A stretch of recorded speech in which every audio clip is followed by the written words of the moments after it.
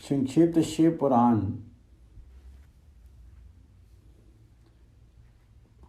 वायवीय संहिता।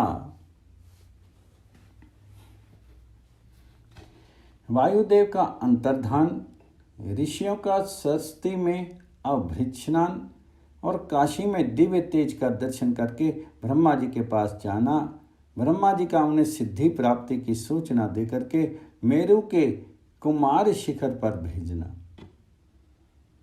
सोजी कहते हैं, इस प्रकार क्रोध को जीतने वाले उपमन्यु से यदुकुल नंदन श्री कृष्ण ने जो ज्ञान योग प्राप्त किया था, उसका प्रणत भाव से बैठे हुए उन मुनियों को उपदेश देकर के आत्मदर्शी वायुदेव सायकाल आकाश में अंतर्ध्यान होगी।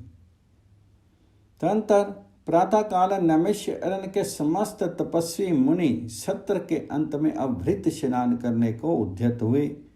उस समय ब्रह्मा जी के आदेश से साक्षात सरस्वती देवी स्वादिष्ट जल से भरी हुई स्वच्छ सुंदर नदी के रूप में वहां बहने लगी। सरस्वती नदी को उपस्थित देख करके मुनि मन ही मन बड़े प्रसन्न हुए।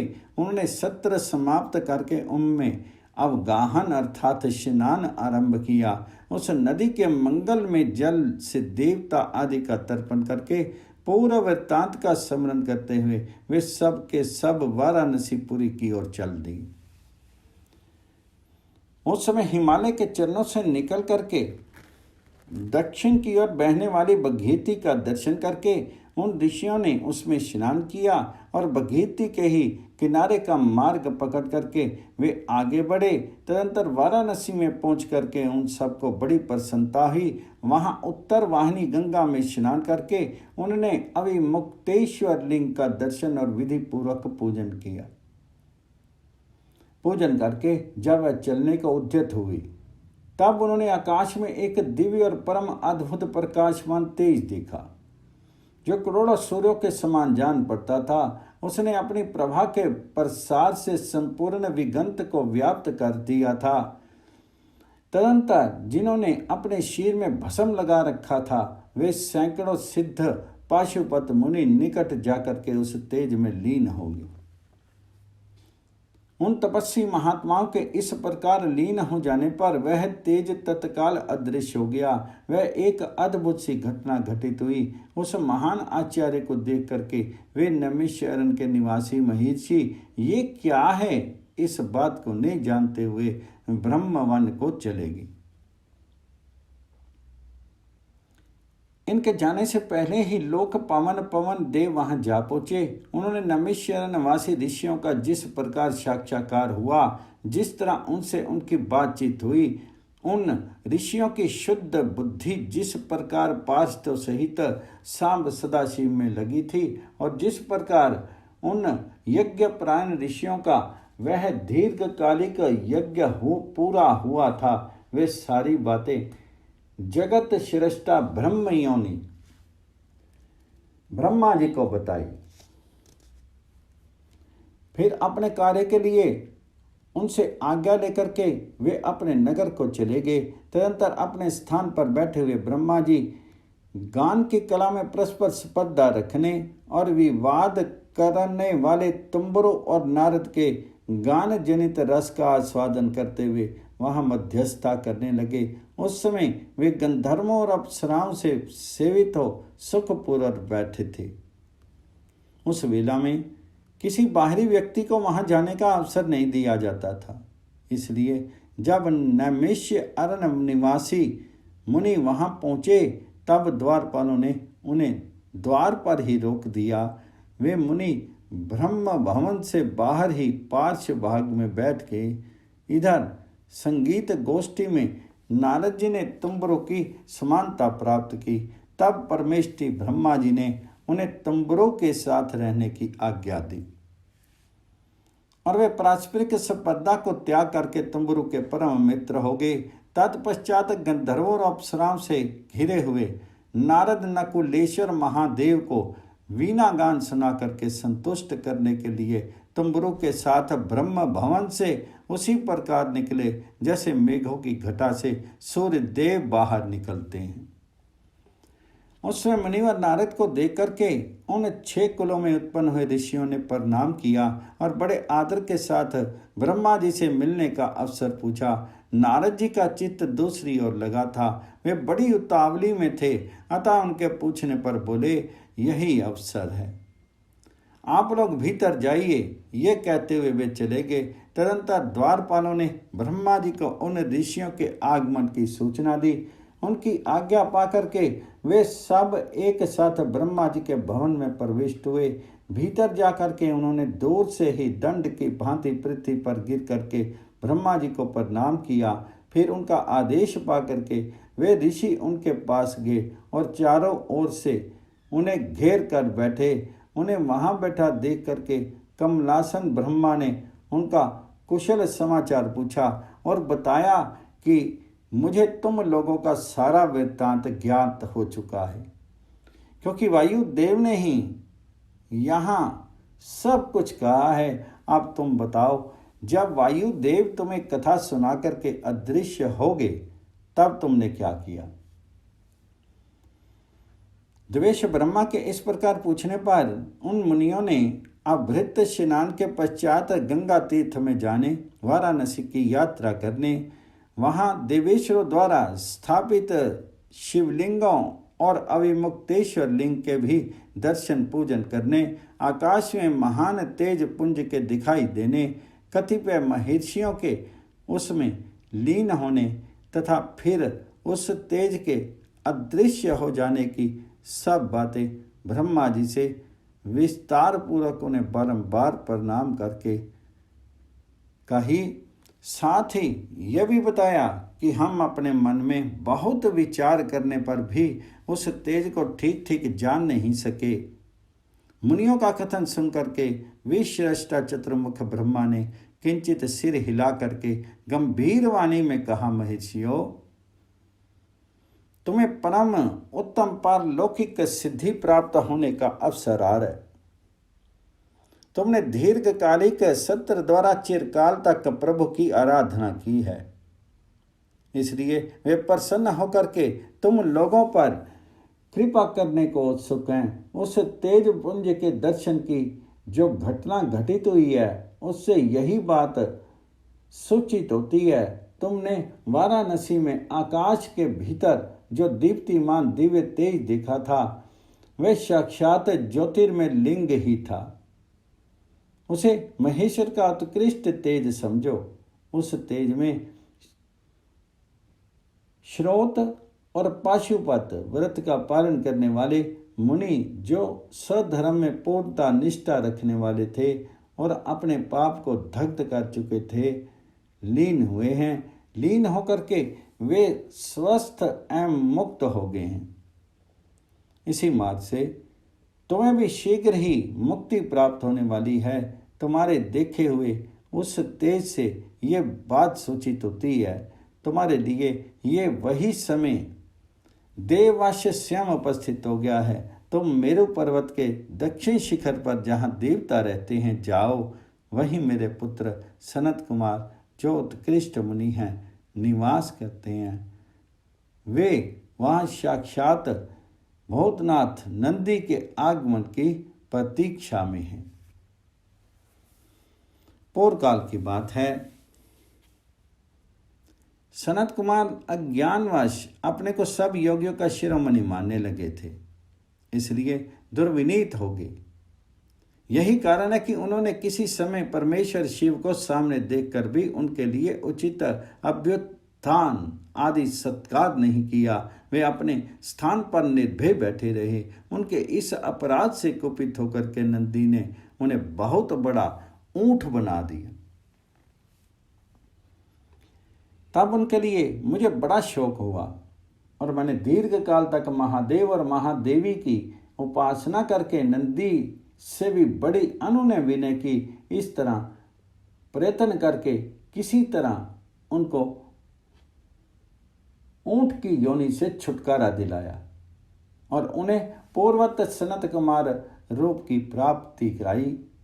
उस समय महादेव जी ने मुस्कुराते हुए से अपने गण अध्यक्ष नंदी से कहा, अनघ, सनत कुमार मुनि ने मेरी ही अवहेलना करके अपना वैसा अहंकार प्रकट किया था, अतः तुम ही उनको मेरे यहाँ यथार्थ स्वरूप का उपदेश दो।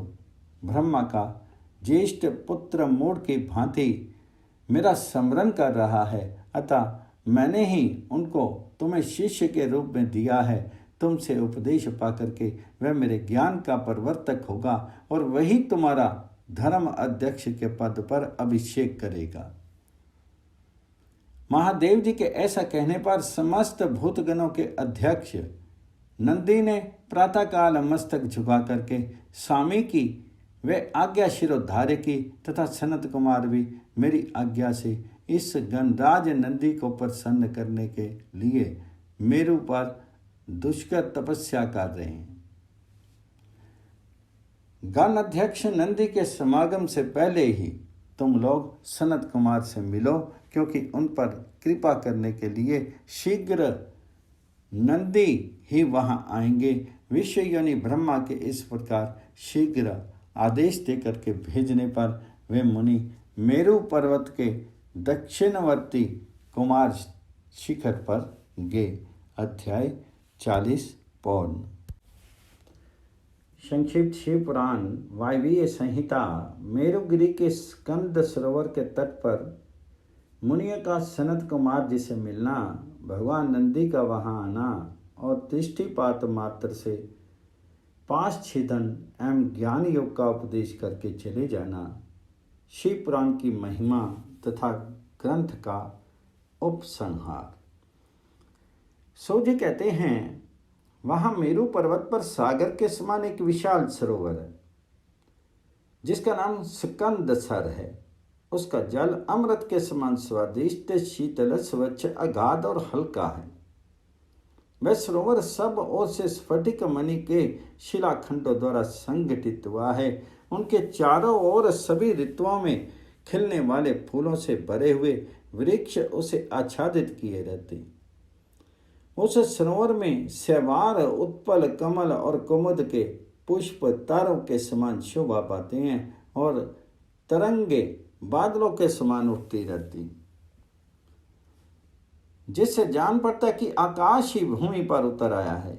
वहां सुखपूर्वक उतरने चढ़ने के लिए सुंदर घाट और सीढ़ियां हैं। वहां की भूमि नीली शिलाओं से आबद्ध है।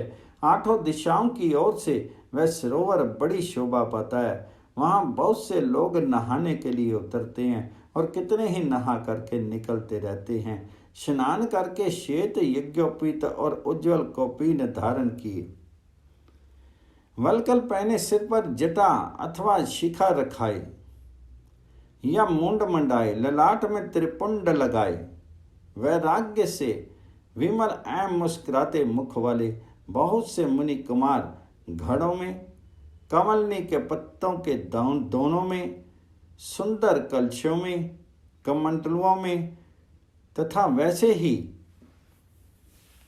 कर्मों आदि में अपने लिए, दूसरों के लिए, विशेषता देव पूजा के लिए वहां से नित्य जल और फूल ले जाते हैं। वहां इष्ट और शिष्ट पुरुष जल में स्नान करते देखे जाते हैं। उस सरोवर के किनारे की शिलाओं पर तिल, अक्षत, फूल और छोड़े हुए पितरक दृष्टिगोचर होते हैं। वहां स्थान स्थान पर अनेक प्रकार की पुष्प बलि आदि दी जाती है। कुछ लोग सूर्य को अर्घ्य देते हैं और कुछ लोग वेदी पर बैठ करके पूजन आदि करते हैं। उस सरोवर के उत्तर तट पर एक कल्प वृक्ष के नीचे हीरे की शिला से बनी हुई वेदी पर कोमल मृग चरम बिछा करके सदा बाल रूपधारी सनत कुमार जी बैठे थे। वे अपनी अविचल समाधि में उसी समय उपरत हुए थे। उसमें बहुत से ऋषि मुनि उनकी सेवा में बैठे थे और योगीश्वर भी उनकी पूजा करते थे। नमेश्वरन के मुनियों ने वहां सनत कुमार जी का दर्शन किया, उनके चरणों में मस्तक झुकाया और उनके आत्म आस पास बैठ गए। सनत कुमार जी पूछने पर उन ऋषियों से ने उनसे ज्यों ही अपने आगमन का कारण बताना आरंभ किया, त्यों ही आकाश में धुंधुमियों का तुमुल नाद सुनाई दिया उसी समय सूर्य के समान तेजस्वी एक विमान दृष्टिगोचर हुआ, जो असंख्य गणेश्वरों द्वारा चारों ओर से घिरा हुआ था। उसमें अप्सराएं और रुद्र कन्याएं भी थी। वहां मृदंग, ढोल और वीणा की ध्वनि गूंज रही थी। उस विमान में विचित्र रत्न जड़ित चंदोवे तना था और मोतियों की लड़ियां उसकी शोभा बढ़ा रही थी। बहुत से मुनि, सिद्ध, गंधर्व, यक्ष, चारण और किन्नर नाचते गाते और बाजे बजाते हुए उस विमान को सब ओर से घेर करके चल रहे थे। उनमें वृषभ चिन्ह से युक्त और मूंगे के दंड से विभूषित ध्वजा पताका फहरा रही थी, जो उनके गोपुर की रक्षा बढ़ाती थी। उस विमान के मध्य भाग में तो चवरों के बीच चंद्रमा के समान उज्ज्वल मणि में दंड वाले शुद्ध छत्र के नीचे दिव्य सिंहासन पर शीलाद पुत्र नंदी देवी सुयशा के साथ बैठे थे। वे अपनी कांति से, शीश से तथा तीनों नेत्रों से बड़ी शोभा पा रहे थे। भगवान शंकर को आवश्यक कार्यों की सूचना देने वाले वे नंदी मानो जगत श्रेष्ठा शिव के अलंघनीय आदेश का मूर्तिमान स्वरूप होकर के वहां आए थे, अथवा उनके रूप में मानो साक्षात शंभु का संपूर्ण अनुग्रह ही साकार रूप धारण करके वहां सबके सामने उपस्थित हुआ। शोभाशाली श्रेष्ठ त्रिशूल ही उनका आयुध है। वे विश्वेश्वर गणों के अध्यक्ष हैं और दूसरे विश्वनाथ की भांति शक्तिशाली हैं। उनमें विश्व श्रेष्ठा विधाताओं का भी निग्रह और अनुग्रह करने की शक्ति है। उनके 4 भुजाएं हैं। अंग अंग से उदारता सूचित होती है। वे चंद्रलेखा से विभूषित है। कंठ में नाग और मस्तक पर चंद्रमा उनके अलंकार हैं। वे साकार ऐश्वर्य और सक्रिय सामर्थ्य के स्वरूप से जान पड़ते हैं। उन्हें देख करके ऋषियों सहित ब्रह्मपुत्र सनत कुमार का मुख प्रसन्नता से खिल उठा। वे दोनों हाथ जोड़ करके उठे और उन्हें आत्मसमर्पण सा करते हुए खड़े हो गए। इतने में ही में वह विमान धरती पर आ गया। सनत कुमार जी ने देव नंदी को साष्टांग प्रणाम करके उनकी स्तुति की और मुनियों का परिचय देते हुए कहा, ये 6 कुलों में उत्पन्न ऋषि हैं, जो नैमिष्य अरण्य में दीर्घ काल से सत्र का अनुष्ठान करते थे। ब्रह्मा जी के आदेश में आपका दर्शन करने के लिए ये लोग पहले से ही यहाँ आए हुए हैं। ब्रह्मपुत्र सनत कुमार का ये कथन सुनकर के नंदी ने दृष्टिपात्र मात्र से उन सब के पाशों को तत्काल काट डाला और ईश्वरीय शैव धर्म एवं ज्ञान योग का उपदेश दे करके वे फिर महादेव जी के पास चले गए। सनत कुमार जी ने वह समस्त ज्ञान साक्षात मेरे गुरु व्यास जी को दिया और पूजनीय व्यास जी ने मुझे संक्षेप से ये सब कुछ बताया। त्रिपुरारी शिव के इस पुराण रत्न का उपदेश वेद के ना जानने वाले लोगों को नहीं देना चाहिए।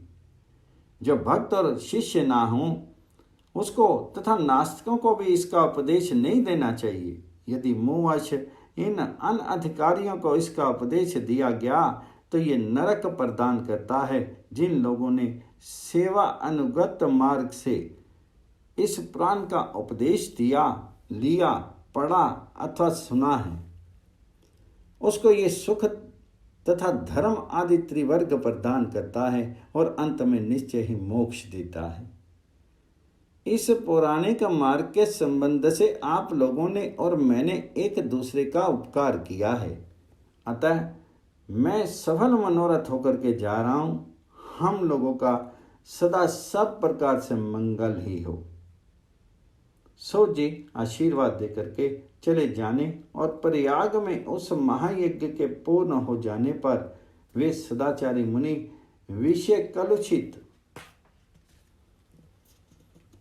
करी काल के आने से काशी के आसपास निवास करने लगे।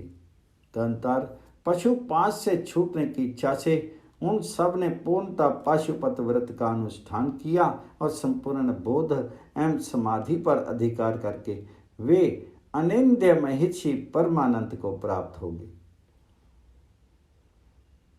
व्यास जी कहते हैं, ये शिव पुराण पूरा हुआ। इस हितकर पुराण को बड़े आदर एवं प्रयत्न से पढ़ना और सुनना चाहिए। नास्तिक, श्रद्धाहीन, शठ, महेश्वर के प्रति भक्ति से रहित तथा धर्म ध्वजी अर्थात पाखंडी को इसका उपदेश नहीं देना चाहिए। इसका एक बार श्रवण करने से ही सारा पाप भस्म हो जाता है। भक्तिहीन भक्ति पाता है और भक्त भक्ति के समृद्धि का भागी होता है। दोबारा श्रवण करने पर उत्तम भक्ति और तीसरी बार सुनने पर मुक्ति सुलभ हो जाती है। इसलिए मुमुक्षु पुरुषों को बारंबार इसका श्रवण करना चाहिए। किसी भी उत्तम फल को पाने के लिए शुद्ध बुद्धि से इस पुराण की 5 आवृत्ति करनी चाहिए। ऐसा करने से मनुष्य उस फल को प्राप्त कर लेता है, इसमें संशय नहीं है। प्राचीन काल के राजाओं, ब्राह्मणों तथा श्रेष्ठ वैश्यों ने इनकी 7 आवृत्ति करके शिव का साक्षात दर्शन किया था। जो मनुष्य भक्ति परायण होकर के इसका श्रवण करेगा वह भी यही लोक में संपूर्ण भोगों का उपभोग करके अंत में मोक्ष प्राप्त कर लेगा। ये श्रेष्ठ शिव पुराण भगवान शिव को अत्यंत प्रिय है। यह वेद के तुल्यमान नहीं है, भोग और मोक्ष देने वाला तथा भक्ति भाव को बढ़ाने वाला है।